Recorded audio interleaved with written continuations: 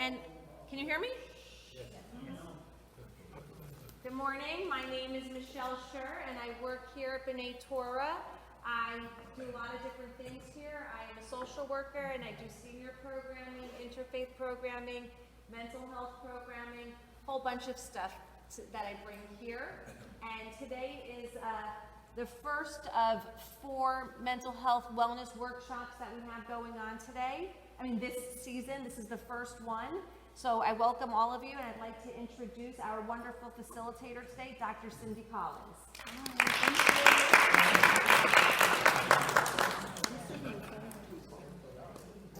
You're not blocking anyone because they can see the screen. No. Can you sit in the monitor? Yeah.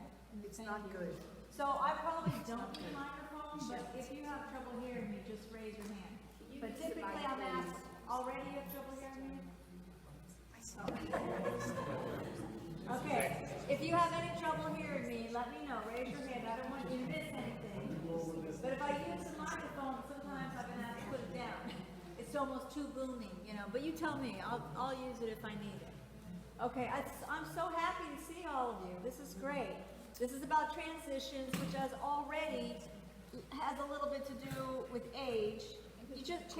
All they have to see is the screen. You don't have to see me. I'm walking the screen. Okay. All right. Well, anyway. Okay. But I don't want to ask you your age. Don't worry. You don't have to tell anybody your age. But I will make this a little interactive because there's certain times I'm going to stop and ask a question so I can hear from you, like, wow, that's going on in your life. So we can do a little bit of sharing. And then right towards the end, I have an exercise. It's not get up and exercise, but a paper and pencil exercise. That's why we have you at a table.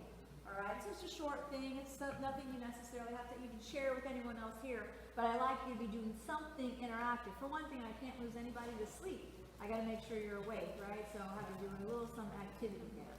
All right, so for transitions, we all know what that means. It's just change, right? It's change from something to something else, but everybody gets a little feeling of stress when they think transition. Although it could be a good change, it could be invited even, but there's always something to adapt to, right?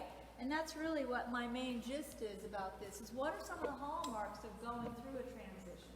Well, first of all, retirement is an obvious transition. When you first retire from a job or from a career, or even just something that you did as a hobby. Maybe you did sculpting, and you decide to put it down. You're no longer going to do it. So any kind of retirement, or from golf even, something like that. And transition can often just mean relocation, that you actually are having to move from one place to the other. Just raise your hand if you were not originally born in Florida.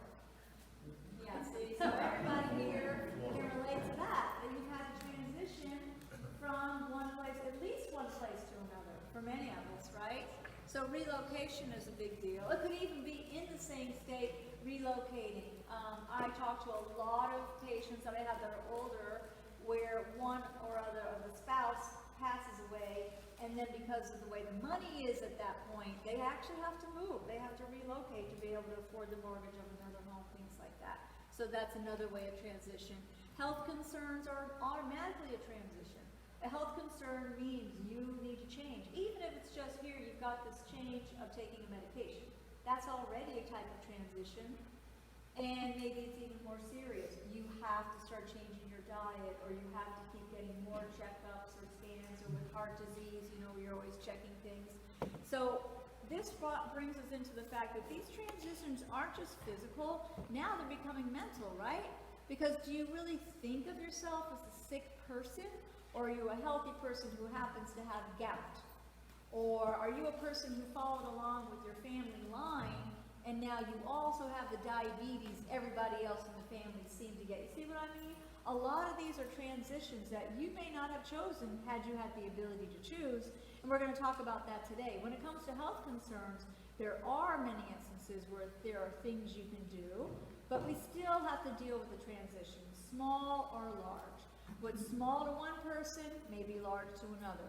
One person may think it's no big deal that you have a little bit of high blood sugar. What's the big deal, right? So you eat a little differently. Somebody else might be very put out by that because they never had to think about it. They never even had a flu. Now they're thinking about blood sugar. So there's so many ways that health especially makes it a big transition. And then losses. You know, there are some psychologists who feel their whole model about life is that it's one loss after the other.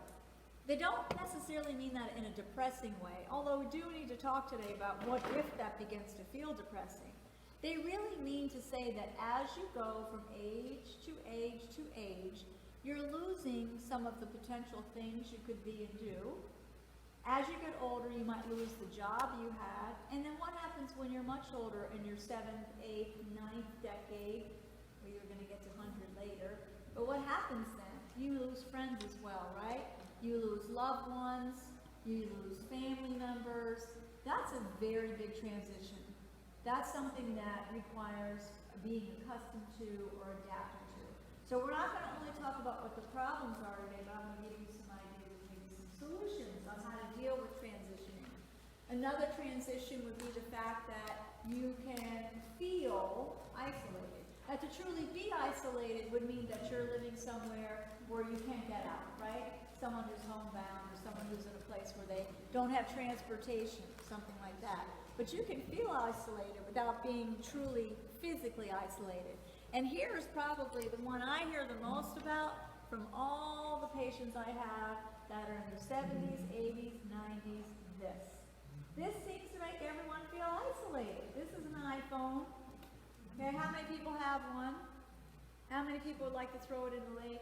I don't have one. You don't even have one. I don't either. You don't either. All right. So this thing that was supposed to connect us all, right? We're supposed to be connected to our grandchildren. You can FaceTime them, talk to people. We're connected to the world by Google, right? Anything anybody says, you know, hey, what's what and what? Always say, look it up on Google, right? Google it, Google it, Google it, right? That's all everybody is saying. And they're so dependent on it. But I'm finding many people feel very isolated because they're not really sure how to use it. They don't feel any more connected. And then it's frustrating. I was teaching my mother-in-law how to text me the other day. That's very confusing, isn't it? You put some letters in here, somehow they go over there. Or right? someone else. Yeah, exactly. Wrong person, yeah. So, and then I can tell when someone is feeling funny about the iPhone because I make a lot of calls for work. And I'll use the clinic phone to do that. But I don't have to always leave a message. Like I'll just make the call. I don't really want to put all this stuff on your phone, on your machine, if people even have a machine recorder anymore, right? So I'll get calls back to the clinic and they'll say, someone called my number. Who there called my number? Right? Because it feels like it's an intrusion. You want to know. If somebody has your number, you want to know. This is creating a lot of stress. This is a huge transition. And I'm going to ask you in a minute about, when I show a couple of other slides, some of the other things about transitioning with technology that you can tell me about, because I'm sure there's a big variety in here. Some of us have caught up with it, some of us don't want to catch up with it, some of us gave up on, even myself, I gave up on that little thing called the, it was an iPod for music, okay, and I had like 20 songs on it, and someone said, why would you bother, you only have 20 songs, you're supposed to have hundreds. I took it back and got my money back. Because I realized that's not for me. You know, I'm not utilizing it how I need to. Okay. All right, so now I bring it up because this guy, Hans Selye, is amazing. He did die in the 90s, but he is the father of stress. He's the one who let us know, like, so what? So what if you feel like you got to change and you got to adapt to all these new things? Why is that a bother? It's a bother because it causes physical body stress in addition to your mental stress. And he showed us how originally it can even affect your health. It really can. If you've ever gone through any of these stresses and found that you had some health concerns right after retirement or loss of someone or prolonged grief or anything like that, you'll understand. And we're not saying it's a direct cause, but it's part of the whole thing. The main thing here, I think, to look at is that he was very clear that good stress, which is eustress, like, yay, I won the lottery, okay? And bad stress, which is called distress, like, oh, I'm having to foreclose on my home. Your body doesn't know the difference. Your body finds both of those as stress because you have to change. It's all about adapting. Adapting is the new big buzzword and scientific word for all of us going through transitions. Because things will change, but can we transition? You see the difference? Things are going to change around you, but are you going to be able to live with it, deal with it, be happy with it? You can if you adapt. Adaptation means you meet the change.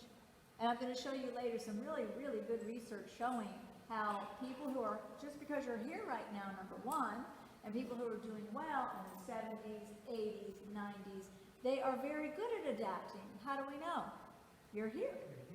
Okay, you're here, you're functioning, you're doing, you have purpose in your life, all of that. And we're really interested in health psychology, which is my field, bless you, in researching those kinds of things. We're really interested not to see how stress is so horrible. We want to see how are the people who are doing well. Like why? What makes them do well? See, we could all learn from that, right? Okay. Is there a reason why as you get older you have more stress? Is there a reason why when you get older you have more stress? Start to have stress. Yeah, so what we have to tease apart when we do these questionnaires is, are you literally having more stress or feeling more stress? Start there, right? Correct. Because when you were 30 or 35, all kinds of things were happening, changing out of your control. It's the control factor. But when you're 75 and these things are happening out of your control, you're not as comfortable with being out of control, right? So, you know, they say the most stressful job. Does anybody know what the most stressful job is, what they say? Yes. Air traffic controller? Yes, and why would that be, you think? If you don't do your job properly, there could be a lot of accidents, people dying. Yeah, so the end result is horrifying if they don't do it well. But the other thing is, as they're watching what's going on with the planes, you know, on the radar, and they see something, they can't control it. They can only tell them, please control this, right? So they feel the least in control. So think about any job, even if you're volunteering or something like that, and you're feeling uncomfortable there, it might be that you have lack of control. You don't have a say in anything. That could be the reason, because at least in the research for stress from discomfort, stress from transitions, the negative stress, that's usually a matter of your level of control. All right, so this is just a little thing for me to say to you. Look, it is true that had the poor ear of corn worn better sunscreen, maybe he wouldn't have got the skin cancer.